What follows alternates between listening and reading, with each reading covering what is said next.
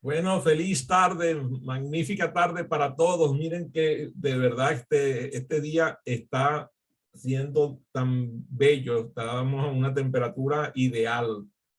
Estamos a 19 grados, 18 grados centígrados y con un sol brillante, así como si estuviéramos allá en donde está mi invitado, allá en La Palma. Así que bienvenido, mi querido Miguel Ángel Gago. ¿Cómo te va? Gracias. Primero, aquí tenemos un clima extraordinario, muy, muy bueno. Veintitantos grados, 26 grados, 27 grados. Estoy en Las Palmas, no estoy en La Palma. Estás en Las Palmas. Sí, por suerte, por lo del volcán que ha causado muchísimos destrozos. Y hoy creo que ha sido un día terrible allá porque está entrando una nueva urbanización, un nuevo, y esto va a causar pues, muchos daños a viviendas y casas. Pero bueno, la vida sigue y aquí estamos para servirte, para tener el placer de conversar con una persona tan extraordinaria como eres tú. Es un honor y es un privilegio realmente poder hacer. Hoy me enteré que a ti no te gusta el frío y que eso es uno de los motivos por los cuales vives ahí en Las Palmas. Por ese y por otros motivos. Los otros motivos, parte de ellos tú los debes de conocer. Hemos conversado sobre esto. Otro es el calor, porque yo inicialmente, pues, yo soy gallego y fui a Galicia, ¿no? Y a mí Galicia me encanta, me fascina. Además es mi tierra madre, y otra tierra es Venezuela, ¿no? Que quiero muchísimo también. Pero en Galicia la humedad es tremenda. Aquí es húmedo también porque es una isla, el agua está cercana, pero tenemos este sol bendito. Las Palmas es una maravilla. Además nos quieren mucho a toda la gente que hemos estado en Venezuela o que tenemos orígenes venezolanos, porque emigraron mucho. Aquí de Las Palmas más que nada fueron a Cuba, ¿no? De Tenerife fueron más a Venezuela. Aquí hablan casi como los cubanos. El único que no habla como ellos aquí somos nosotros, ¿no? Pero los venezolanos nos parecemos. Y muy contento aquí, muy contento aquí, la verdad. Mira, cuéntame, ¿en qué pueblo naciste? Yo nací en un pequeño pueblo que se llama Pobra de Caramiñal en gallego. Antes le decían la Puebla del Caramiñal. De alguna forma habían castellanizado el nombre, ¿no? No sé cuál me gusta más. Es un pueblito que queda en la Ría de Arosa. Es quizá el pueblo más bonito de la Ría de Arosa. Y hasta yo pasé en este pueblo, combinándolo un poquito con Santiago de Compostela, mis primeros 17 años de vida. Te digo, combinándolo con Santiago, porque cuando mi padre emigró a Venezuela, yo tenía 9 años y hasta los 17 yo estuve estudiando en el colegio La Salle de Santiago de Compostela interno, ¿no? Pero yo soy de A Pobra do Caramiñal, soy un gallego de estos errantes, no el primero que estuvo en la luna, sino después. Cuéntame, ¿y cuál es la ciudad que le queda más cerca a tu pueblo?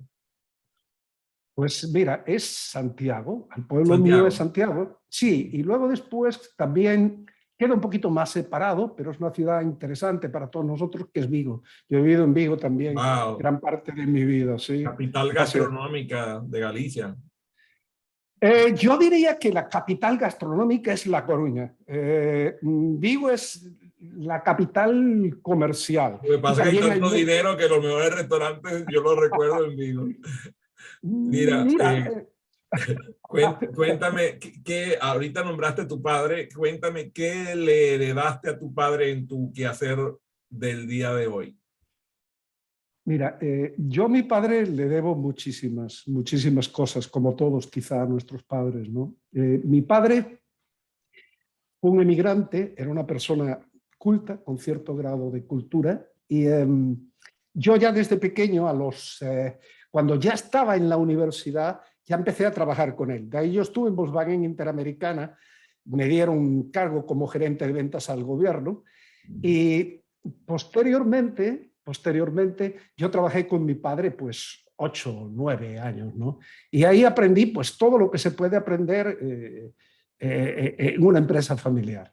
Y esto me ha servido de muchísimo porque yo tuve que ir a la calle, ser vendedor, negociar con organismos públicos, con empresas privadas, etcétera, etcétera, etcétera. Y eso por eso yo prácticamente dejé la carrera de Derecho y me metí de lleno en la parte comercial. Y de ahí, pues bueno, todo lo demás ha sido descubrimiento tras descubrimiento. Cuando descubrí la neurociencia, a mí me impresionó el descubrimiento, el primer experimento de Coca-Cola Pepsi, porque de alguna forma se iba a demostrar el impacto de las emociones en todo lo que eran las marcas, ¿no? Y ahí empecé yo a estudiar, te estoy hablando del año 2003, si no me confundo, 2003-2004. En 2003-2004 yo me doy cuenta de la importancia que tienen los estudios de neurociencia en ese momento a través de resonancia magnética funcional. Y de ahí empecé yo pues, a estudiar todo lo que tiene que ver con esto. Me vi obligado a estudiar todo lo que era anatomía y fisiología cerebral, lo que te comentaba hace un momento, porque desconocía totalmente esto. Y precisamente nuestro público no necesariamente tiene que conocer sobre neurociencia, y quizás valdría la pena mencionar que la neurociencia tiene que ver con el estudio del sistema nervioso, porque a lo mejor esa aclaratoria es valiosa para ellos, y que tiene que ver con el sistema nervioso que está principalmente formado entre el cerebro, la médula espinal y las redes de células nerviosas, ¿no? que llaman células nerviosas, las neuronas. Las neuronas. Tenemos las glía también. Tenemos un sistema nervioso central que tiene todo lo que es la parte encefálica, que incluye el cerebro y el cerebelo.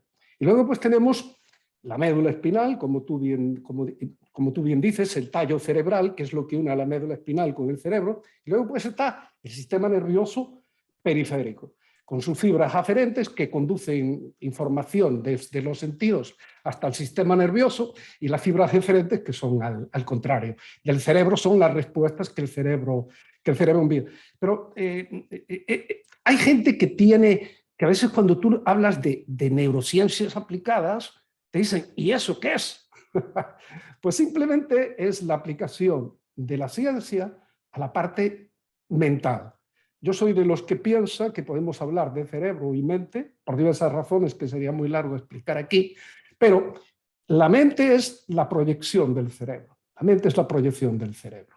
En principio esta sería una definición un poco restringida.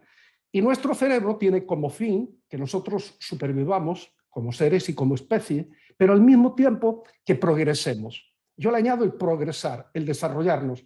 Y esto viene a colación del hermoso título con el que tú has encabezado esta conversación que estamos teniendo en el día de hoy, que es cómo los seres humanos nos podemos desarrollar, cómo nos podemos los seres humanos potenciar y por qué nos podemos potenciar y desarrollar aparte de nuestra genética. Y esto es importante, porque hay gente que piensa que la genética es en todo sumamente importante. Yo diría, no en todo y no tan importante en algunas cosas como nosotros podemos pensar. Tiene su importancia, ¿no? Fíjate, algunos científicos se dedican a estudiar el sistema nervioso para observar las enfermedades, las cosas que trastornan los problemas de su funcionamiento o de crecimiento. En tu caso, tú has dedicado estos años a estudiar la neurociencia, pero aplicada. Efectivamente, sí, aplicada. Vamos a ver, yo empecé a estudiar la neurociencia por el campo de la venta. Es decir, ¿qué principios de la neurociencia se pueden aplicar a la venta? Luego después me fui al liderazgo. Posteriormente del liderazgo me fui al management o a la gerencia y luego después me fui al entrenamiento mental. ¿Por qué me fui al entrenamiento mental? Porque empecé a descubrir cosas, pero esto las descubrí yo en mi práctica de enseñanza. Por ejemplo, cuando yo estuve en una compañía, no voy a citar el nombre, yo tenía que hacer cursos que empezaban a las 7 de la mañana y terminaban a las 8 de la noche. Era una barbaridad, Era una barbaridad. Y yo se lo comentaba, pero esta gente estaba acostumbrada a trabajar muy duro y tenían la idea, en la cúspide de la empresa, era una empresa muy jerárquica, de que tal como trabajaban ellos, si yo les ponía unas cosas muy blanditas, entonces no iban a rendir después. Yo les manifesté mis dudas y tuve que recurrir para que prestaran atención durante ese tiempo. Indiscutiblemente teníamos espacios para descanso y un espacio al mediodía, a tener que buscar métodos para que se relajara. Una de las cosas que yo empecé a hacer fue relajación progresiva de Jacobson, hice entrenamiento autógeno de Schultz y luego después hice mindfulness, ya hace muchos años. Prácticamente cuando yo empecé a conocer de John Kabat-Zinn, Ye Yuan Tang, Sara Lazar, Michael Posner, y cuando yo hablaba de estas cosas, por ejemplo, en Venezuela... Mira, no estoy nombrando todos esos autores porque María Ángela va a saltar, porque María Ángela. ella le encanta Hola. estar estudiando y voy a tener que pasar la grabación para que vea si todos esos autores ella los ha revisado, porque a ella le interesa mucho. Don't worry. María Ángela, encantado de conocerte, Ana. También. Ahí está Luis de la Torre, lo que pasa es que está con el nombre artístico. Luis, no te preocupes, saludos, allá que son buenas mediodías, ¿no? Hola, Luis. Entonces, él está en Houston, así que él está en una hora menos que yo, está a las 12 y algo. Creo que es la misma hora en donde está Ana. María Ángela está en la misma hora que tengo yo en la costa este de los Estados Unidos y ella vive en Tampa, Florida. En Tampa. Yo tengo un hermano en California, en Los Ángeles, él es profesor de una universidad de California. Yo te mandé a ti el vídeo de su conferencia, él vio, no sé si recuerdas, te lo envié. Claro, pero me lo enviaste, no me lo mandaste, pero tienes que aclarar eso porque María Ángela es Maracaibo, así que tienes que tener cuidado. Es de Maracaibo. María Ángela, si cometo algún error, no tengas miedo. Tú me lo señalas e inmediatamente yo voy. Te prometo que yo soy muy flexible y he aprendido que en la vida lo más importante es saber corregir. Cuando te mantienes... Luis de la Torre ya habla maracucho fluido, ya él es proficiente en el uso del idioma maracucho. Muy bien, muy bien, muy bien. He estado en Maracaibo muchas veces. Me encanta la ciudad, he disfrutado de su calor y de su aire acondicionado terrible en los hoteles. Es el sitio donde más frío yo he tenido, porque teníamos una empresa alemana, mi padre, que representábamos que eran Gattensolingen, y entonces le vendimos al Banco de Maracaibo, le vendimos a Seguros Catatumbo y disfrutamos a Canales del Lago, yo qué sé, y lo pasé muy bien, se come muy bien, comí en la vaquita, carne estupenda en la vaquita, allá con un buen vino y una tierra preciosa, María Ángela, por eso. Cualquier cosa me corriges, ¿de acuerdo? Y tú también, Ana, y Luis también. Luis no corrige a nadie, ese muchacho además es incorregible por sí mismo. Fíjate, me interesa mucho que nos enfoquemos con tu experiencia en lo que es, por ejemplo, el uso de las palabras, el que tiene que ver con las memorias, la memoria y el aprendizaje, porque todo eso tiene que ver con neurociencia, de cómo la mente le da significado a las palabras y cómo además casi de forma instantánea el sistema nervioso actúa como una maravilla con todas las interacciones que se producen. Hablemos. Vamos a ver, las palabras, como la voz, como el lenguaje no corporal, todos transmitimos energía. Cuando tú le dices a la gente, le hablas de energía, la gente te mira así un poco raro. La energía es una fuerza que nos permite hacer cosas, es algo físico. Las palabras contienen energía. Nuestros tonos de voz, nuestro ritmo, nuestras entonaciones transmiten cosas. Hay una discusión que a mí me encanta muchísimo y que yo suelo decir, todos estamos metidos en el tema de la inteligencia emocional y todos hablamos de inteligencia emocional. Entonces, si tú de acuerdo con el sistema 1 y 2 de Kahneman, si los tomas en cuenta, tenemos la tendencia a pensar que las emociones son procesos no conscientes generalmente. ¿Sí?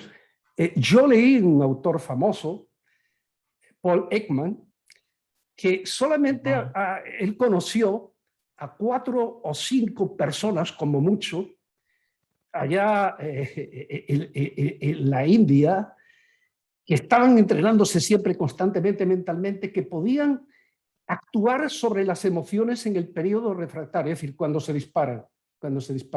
Entonces yo me he hecho una pregunta. ¿Qué regulamos nosotros? ¿Las emociones o los sentimientos? Porque si mayormente no son conscientes, nosotros lo que tenemos que regular es nuestros sentimientos. Podemos controlar nuestros sentimientos. Con lo cual, el tema de inteligencia emocional, aunque todo lo que dice es cierto, yo hablaría de inteligencia sentimental. Inteligencia sentimental. Entonces, las palabras, de alguna manera, impactan directamente en nuestro cerebro. Y cuando las palabras, por ejemplo, nos hacen daño, o las palabras nos hacen que estemos alegres, es cuando ya estamos nosotros conscientes. Pero las palabras, por ejemplo, que se utilizan en medios audiovisuales, generan impactos no conscientes. Y hay algo que yo quiero afirmar. De acuerdo con la neurociencia, la publicidad más efectiva es aquella que impacta no conscientemente. Antes se decía que teníamos que estar conscientes de los anuncios, no, eso es totalmente falso.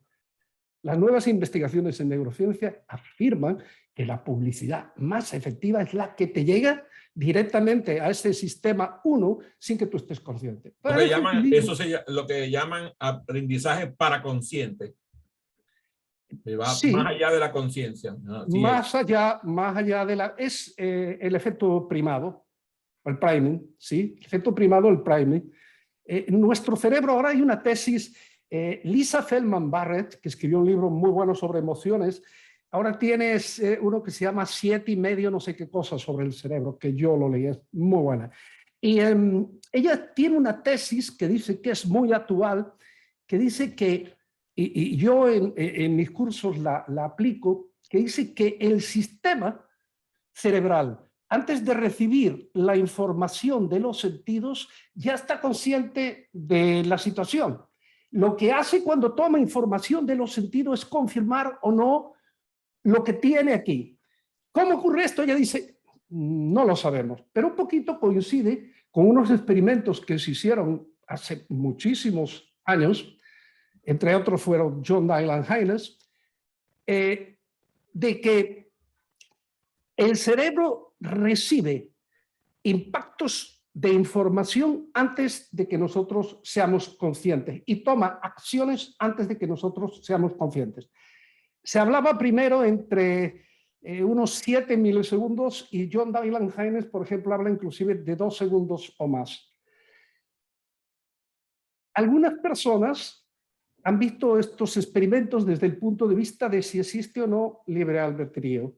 Yo creo que siempre hay un pequeñísimo margen, aunque sea de milésimas de segundo, para que tú puedas tomar decisiones conscientes. El cerebro, cuando no encuentra soluciones habituales, cuando no encuentra soluciones del sistema 1, hace que tú seas consciente de ciertas cosas, porque ella tiene parámetros que nosotros hemos acumulado durante muchos años ahí. Por eso que lo importante que es, por ejemplo, la educación que nosotros damos a nuestros hijos, las cosas que ellos ven, las amistades con lo que andan, lo que nosotros le decimos, porque van formando un conjunto de redes que pueden ser importantísimas en toda su vida. ¿Por qué? Porque el cerebro va a hacer cosas habituales. Es lo que pasa, por ejemplo, con la droga. La droga son comportamientos de hábitos y romper con un hábito se puede romper, pero no es fácil. Fíjate, Miguel Ángel, en Japón los primeros 4 años de educación se ocupan principalmente de 2 educaciones, la educación ética y la educación ritual. Entonces, lo que yo siento con lo que estás diciendo es que si bien es cierto, muchas de las decisiones que tomamos las hacemos de forma inconsciente, hay ese espacio que hablas del libre albedrío en donde tu formación ética y moral en ese instante toma una decisión de si va a actuar dejando que el cerebro funcione automáticamente o si va a tomar control con el neocórtex para hacer las cosas según su decisión. Así que me encanta lo que estás diciendo. Por cierto, Paul Ekman tiene un libro extraordinario, se llama En inglés se llama Telling Lies. Telling Lies, contar mentiras. Por el cual se le conoce. Yo tuve la oportunidad de conocerlo a él personalmente, una persona muy interesante. Además, aquí viene a Washington frecuentemente porque él educa a la CIA, al FBI, al National, ¿cómo se llama? El Security Agency, el NSA, a todos los organismos de seguridad del Estado los entrena precisamente en aprender a detectar mentiras. Y él dice eso que estás diciendo, que cuando él observa a una persona, la decisión de si está mintiendo o no la toma de forma paraconsciente. Después es que la hace consciente. Entonces me encanta que estés manifestando ese camino. Y ahora veamos la implicación que eso tiene para el mundo de la educación y de las ventas. A ver. Sí, mira, he escuchado a Ekman, de alguna manera he leído el libro Telling Lies, Contar Mentiras, también varios libros que él tiene sobre interpretación de las microexpresiones faciales y todo eso. Sí, en ventas resulta importantísimo entrenar a la gente, primero, en la interpretación del lenguaje facial. Científicamente está demostrado que hay unas emociones universales y saber interpretar esas microexpresiones. Yo he tomado un curso por internet donde tú interpretas hace ya muchos años, ¿no? Bien, otra cosa importante en ventas es saber entender el lenguaje no verbal. Entendiendo que dependiendo de la situación, de una determinada situación, puede decir una cosa u otra y que podemos errar en las interpretaciones. Otra cosa es saber observar las miradas. Hay un test de la Universidad de Cambridge del señor Simón Barón Cohen que lo utiliza con niños autistas, que es importantísimo para tú poder entender las miradas. Nosotros tenemos lo que se llaman las neuronas espejo. No sabemos lo que es. Nos permiten saber qué está sintiendo una persona, cuáles pueden ser sus intenciones y que nos permiten, por ejemplo, imitar a las personas. La pregunta es, ¿podemos nosotros mejorar estas neuronas espejo, su funcionamiento? Y yo digo, sí, obviamente, claro que sí, pero tú te tienes que entrenar en estas cosas, te tienes que entrenar en saber también interpretar el tono de la voz en ventas. Y en todo dice muchísimas cosas, si una persona es confiada o no, si una persona duda de ti, si una persona te está tratando de camelar, etcétera, etcétera, etcétera. Cuando tú hablabas de los valores, yo cada vez que tengo una conversación con alguien, porque decía Teresa de Jesús que la memoria es la loca de la casa. Yo no tengo una loca, yo tengo un manicomio en mi casa. Es un manicomio lo que yo tengo aquí con mi memoria. Entonces, había dos cosas que tú dijiste que me parecieron importantísimas y coinciden todas estas investigaciones nuevas de neurociencia, de este sistema 1 y de este sistema 2, con algo que yo leí de Gandhi. A mí me encanta Gandhi. Cuando decía, tus creencias se convierten en tus pensamientos se convierten en tus palabras se convierten en tus actos se convierten en tus hábitos y tus hábitos se convierten en tus valores y tu destino. Es decir, todo lo que nosotros nos decimos a nosotros va a cambiar nuestro cerebro. La gente habla de plasticidad, pero la plasticidad puede ser para bien o para mal. Si tú haces cosas malas y tú sigues los valores de una banda de ladrones, entonces tu cerebro se va a acostumbrar a eso y para que tú salgas de ese entorno de ladrones, en parte muchos países, yo diría que muchísimos países se derrumban por falta de valores en sus conductas, por falta de valores en su conducta. Entonces, es importantísimo no solamente las palabras que tú le dices a los demás, sino las palabras que tú te dices a ti mismo todos los días. Hay un entrenamiento mental que a mí me encanta, que creo que algún día hablamos, ¿ya? El Mental Toughness, que lo hacen los atletas olímpicos, lo hacen los SEALs, lo hacen muchas compañías de la empresa Fortune, que consiste en 4 etapas. La primera es que tú debes de tener tu centro de atención y foco en metas. Luego después tú debes de tener diálogos internos positivos. Y yo le diría, y diálogos internos positivos realistas. Porque el pensamiento negativo, al contrario de lo que muchos piensan, no es que sea malo. Tanto los extremos del positivo y del negativo son malos. Tú tienes que analizar lo que puede ocurrir, bueno o malo, pero siempre con la esperanza de que tú puedes tal.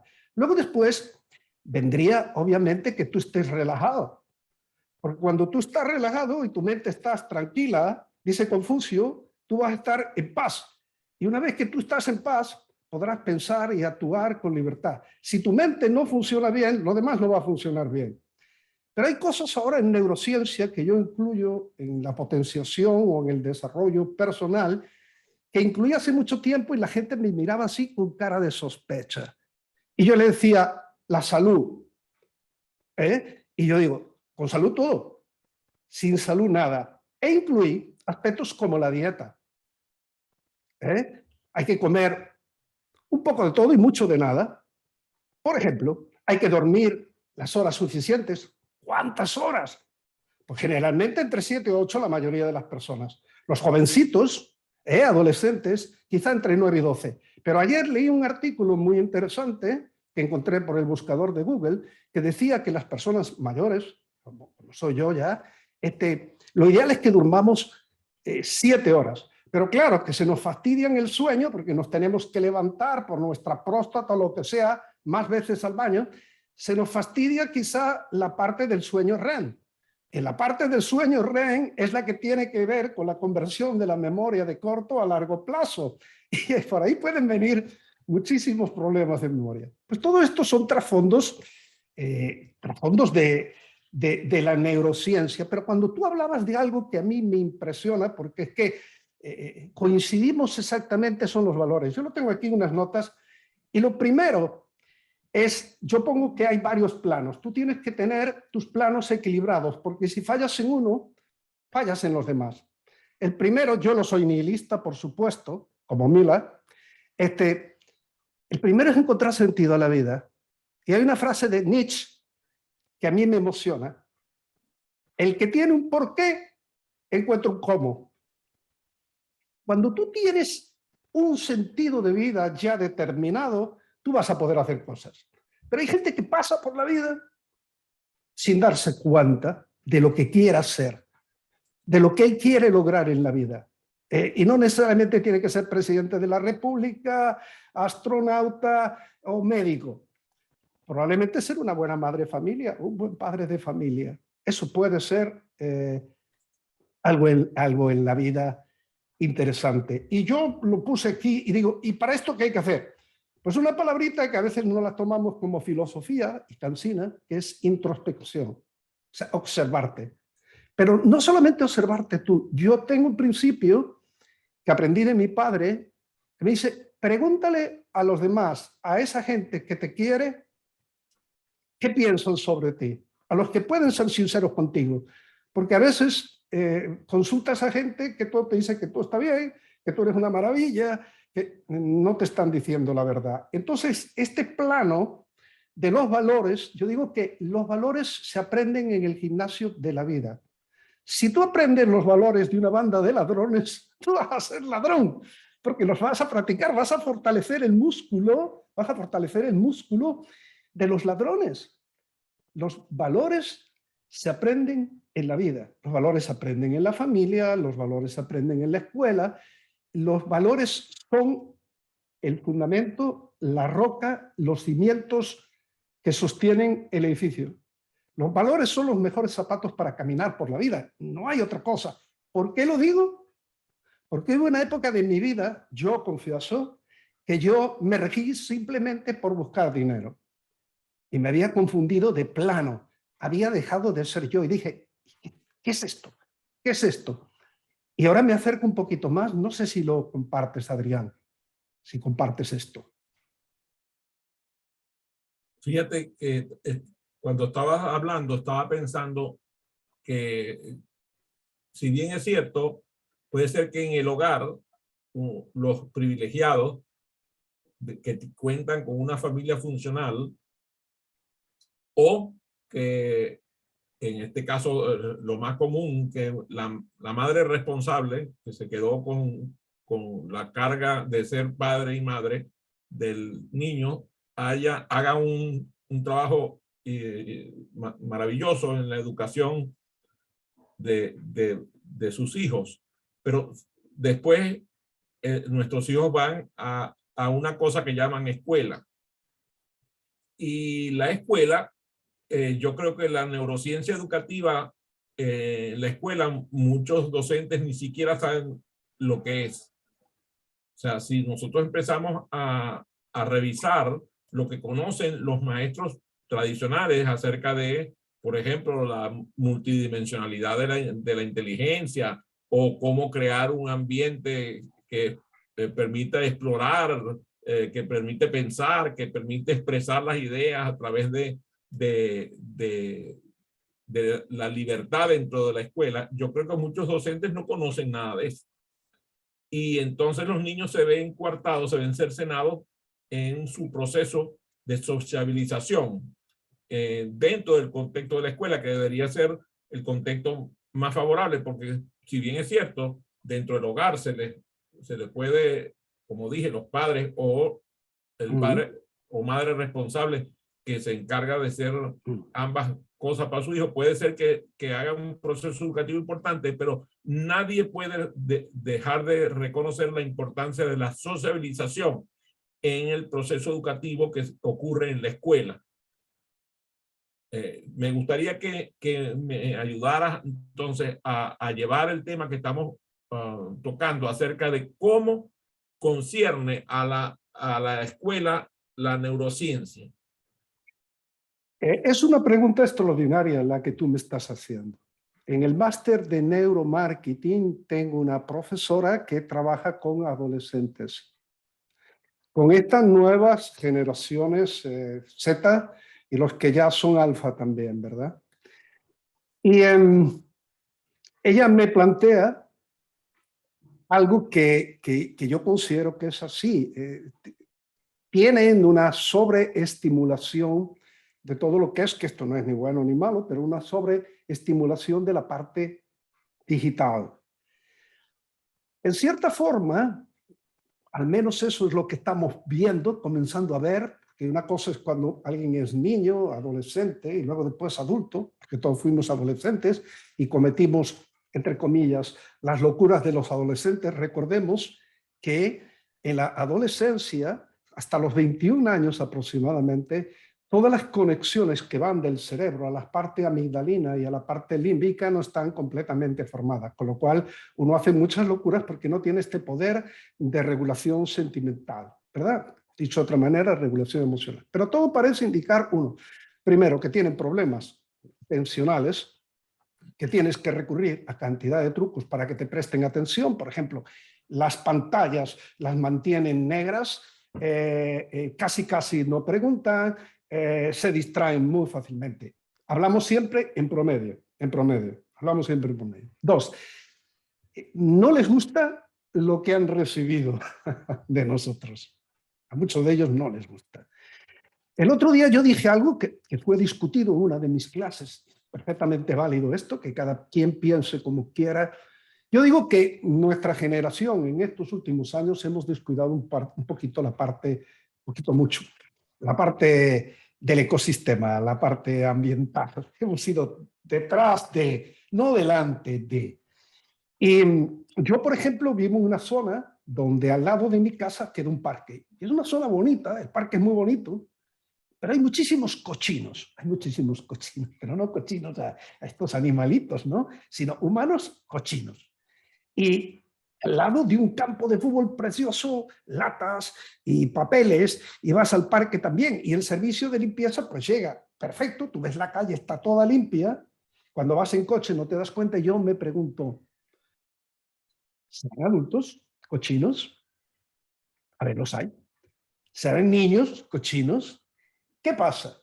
Que no han sido educados suficientemente en valores de respeto a tu propia ciudad. Esta es una ciudad preciosa, pero si viene un turista a esta parte de la ciudad donde está este parque, va a ver, no en las aceras, no en la calle, pero si mete el ojo, pues cositas feas, latas y de todo, y hasta algún zapato, y tienen los basureros al lado. Entonces, lo importante de la educación es educar.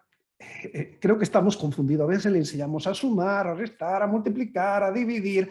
Es educación ciudadana, educación en valores, educación para saber convivir todos con todos y sobre todo educación para la integración, educación para la cohesión, educación para la cooperación y el mutuo apoyo, porque el ego es un túnel del cual tenemos que salir y a veces estamos dentro de ese túnel y los problemas empresariales empiezan por los egos, por competir para destacarme yo, pero fallamos en el apoyo. Y esto de Asia nos viene muy bien, todo lo que es la filosofía del este, porque nos enseña a cooperar, a cohesionarnos, a integrar. Y esto es lo nuevo en la empresa, porque está demostrado, y hay estudios serios, empezó con un estudio de Susan Dicker y Matthias Ostrich en Holanda, con la máquina de las ondas mutas, y se acaba de mostrar por una nueva investigación que hay sincronía efectiva entre cerebros.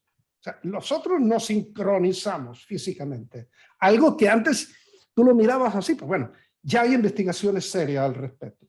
Entonces, tú transmites cosas a veces y el otro las recibe sin estar consciente de que las recibe. Yo estoy seguro de esto. Yo estoy seguro de esto. En la máquina de ondas mutuas está Susan Dicker y Matthias Ostrich ponen a dos personas, cada una con un electroencefalógrafo. Y le dicen, no pienses en ti, piensa en la persona que tengas enfrente. Y cuando las personas empiezan a pensar a la persona que tienen enfrente, estas máquinas están conectadas con unas computadoras que a su vez tienen luces y tienen música, y las luces empiezan a brillar. Cuando yo vi esto dije, pues es una investigación estupenda y lo están demostrando con arte, porque el arte, al fin y al cabo, también, no solamente la ciencia, pueden ayudar a demostrar cosas. Pues hace pocos días vi una investigación, si la queréis os la puedo enviar, donde ya hay un experimento que demuestra que hay sincronización cerebral. Y yo digo, sincronización cerebral, inclusive, no consciente, no consciente. ¿Por qué?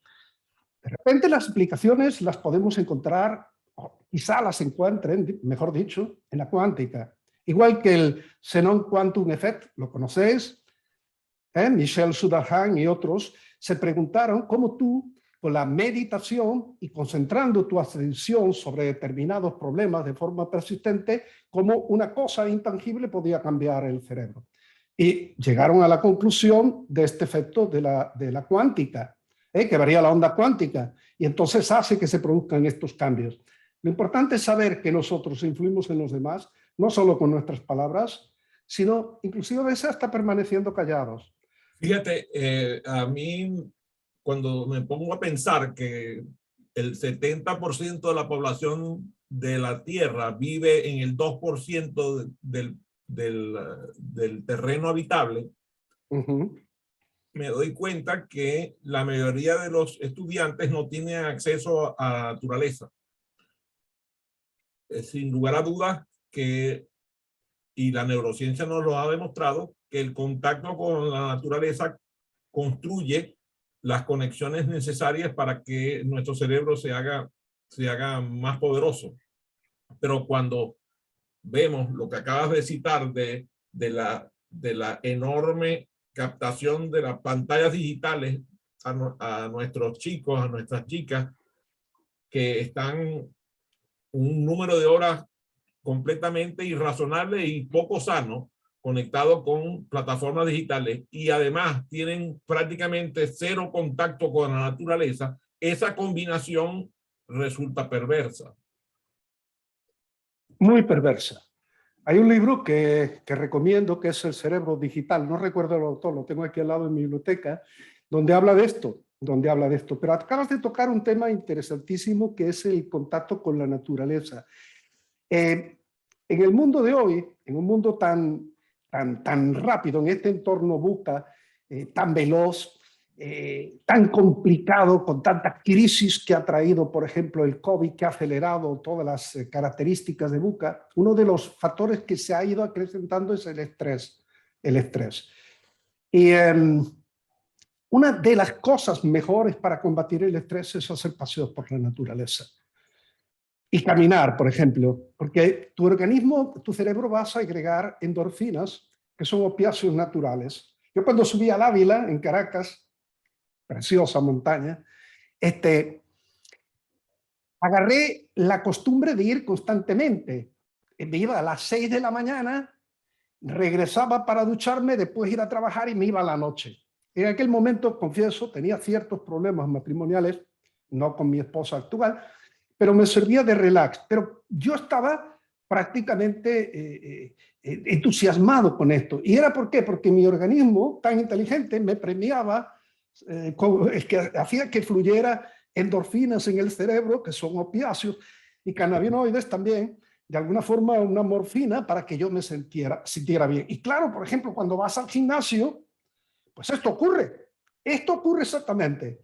Y la gente es adicta a los gimnasios. Gran costumbre. Y me encanta tu pregunta de la naturaleza, porque nosotros somos parte de la naturaleza. El otro día Pero hablando cuando con él, tú decir, sacas a los chicos, sobre todo en las edades más importantes, entre los 10 y los 13 años, que como tú estás diciendo, es la etapa que todavía se están formando su cerebro, al chico se le saca de actividades que tengan que ver con la naturaleza al aire libre y se les obliga a tomar clases de matemática, química, biología, o sea, todas las cosas que para los cuales su cerebro no está demasiado maduro. Entonces, eso creo que es contraproducente. ¿Qué opinas? yo creo como los japoneses, exactamente igual, tú lo decías al comienzo, yo creo que debe de ser así. Yo creo que primero tenemos que pensar que tenemos que desarrollar ciertas partes del cerebro antes que otras. Y preguntarnos qué es más importante en la vida. O sea, fíjate tú que antes se decía, quiero un buen matemático, quiero un buen físico, quiero un buen biólogo, o quiero un buen profesor. Hoy en día se puede decir lo siguiente, oye, sí quiero un biólogo, pero quiero que sea una buena persona, que se sepa relacionar con los demás, que sepa integrarse en equipo, que sepa trabajar con los otros, que sepa dar sin esperar recibir, o sea, personas más generosas. Esto se puede enseñar desde que los niños son pequeñitos, claro, desde el feto materno, desde los primeros años. Entonces, si queremos cambiar el mundo, creo que era Gandhi el que decía, el cambio comienza por ti mismo. Haz del mundo en ti lo que tú quieres cambiar. Entonces, esto es fundamental. Nosotros tenemos primero que cambiarnos a nosotros mismos, pero para eso tenemos que ser autoconscientes. Pero cuando veo esta irresponsabilidad de tanta gente, digo, hay que gastar en educación, sí, pero una buena educación. Y hay que enseñar a la gente en determinadas edades cómo funciona su mente y cómo funciona su cerebro, porque el cerebro da lo que recibe, no más que eso. El cerebro no es más listo ni más tonto. El cerebro es una máquina, entre comillas, es un órgano, una máquina, de hacer hipótesis y de hacer predicciones. Entonces, en función de lo que él tiene, él hace predicciones y él toma reacciones. No es nada más que eso. La posibilidad de cambiarlo es la plasticidad cerebral dirigida dentro de ciertos límites, O sea, fíjate, varios autores están proponiendo educar en cerebro y aprendizaje a todos los niveles escolares, o sea, adecuar los programas para educar en cerebro y aprendizaje a chicos, a adolescentes, a adultos jóvenes, adultos, incluso adultos mayores. Nosotros tenemos un compañero, un amigo que con frecuencia está en estas sesiones, se llama Carlos Urbina, cuyo público actual son personas de más de 65 años y tienen estudiantes de hasta 85 años dentro de su sala.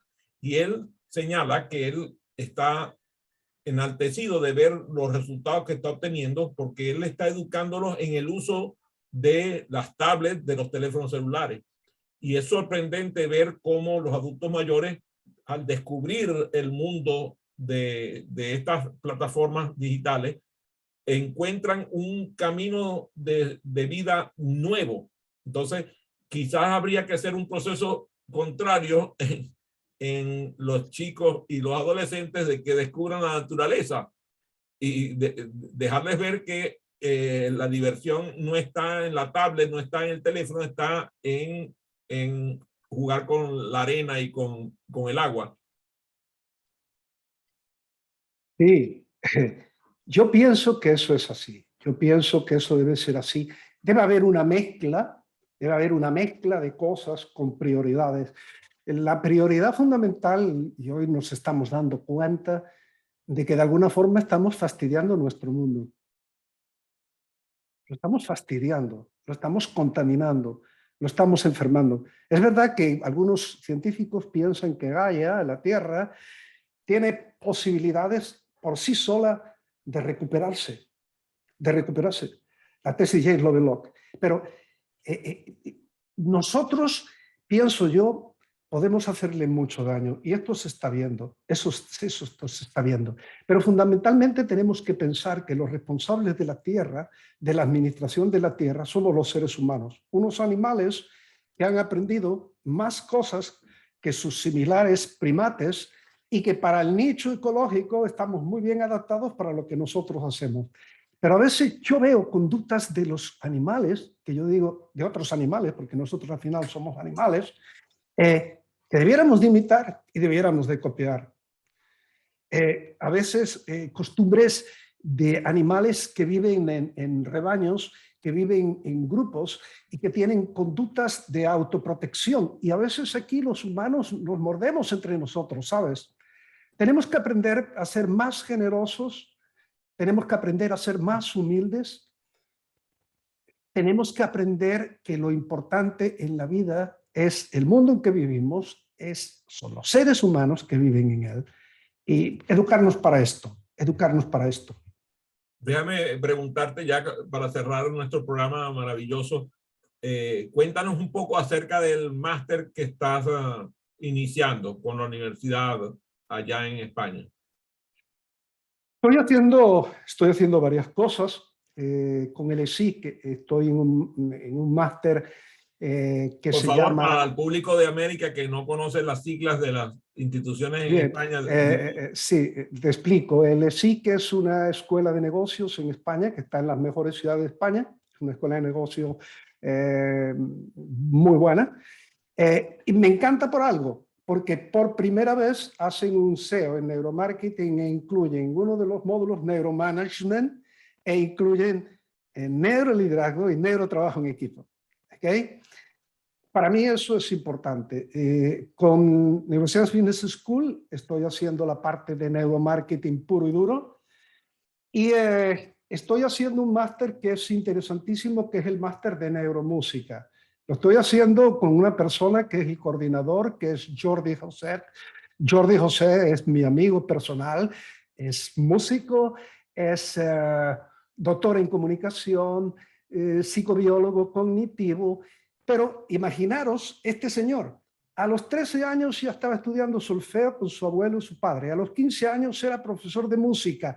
A los 16 y antes de eso, ya el Nodo y los periódicos de España hablaban de él como el Mozart español. Y es la persona más humilde y más generosa que he conocido en mi vida. Los grandes hombres, y tú eres uno de ellos, porque a veces te veo, y las grandes personas como vosotros, que nos tomamos el tiempo para ver cosas como esta y para comunicarnos, fundamentalmente son sencillos, como es Adrián, y generosos como eres tú. Por eso que te quiero agradecer la invitación que me has hecho con una gran emoción de mi parte, porque es un privilegio estar contigo. Gracias por eso. Bueno, aquellos que quieren conocer más acerca de tu obra, diles dónde consiguen tus libros. Mis libros están en Amazon. Están en Amazon. Hay unos sobre neuroventas, otros sobre neuromarketing on-off, otros sobre neuroliderazgo. El último que he escrito es la empresa inteligente. Es el modelo de redes neuronales aplicada a la empresa en tiempos del COVID, en tiempos disruptivos y turbulentos, ¿no? Y pues si os apetece, pues leerlos y luego después de alguna forma algún día queréis, tenéis la plena libertad para que Adrián os facilite pues mi contacto y con mucho gusto yo estoy a vuestro servicio, ¿no? Bueno, todos los que están conectados están en LinkedIn, así que pueden buscar a Miguel Ángel Claro. Gago Martínez dentro del LinkedIn. Gracias. Por cierto que a Beatriz Tapia vas a tener que tener una consulta privada con ella porque está de cabeza. No sé si de cabeza o ladeada, o sea, no sé si tiene un problema, pero la veo torcida de lado. Qué cómico. Pues mira, te puedo decir algo, tú Es sabes muy que cómica Beatriz con la foto los, que está al través. los venezolanos somos muy piropeadores, pero esto no es un piropo. Beatriz, de lado también, guapísima. Lo que pasa es que Beatriz es tan bonita que hasta del lado se ve bonita. Eso no tiene por qué ponerse derecha, pero perfecto, perfecto. Ay, una disculpa, muchas gracias. De nada, ya veo la foto completa, muy linda. Bueno, muy linda. nos despedimos ya de la sesión y vamos a dejar de transmitir para saludarnos aquí en lo privado. Un gran abrazo a todos. Muchas gracias, adiós, gracias. Déjame detener la grabación. Muchas gracias.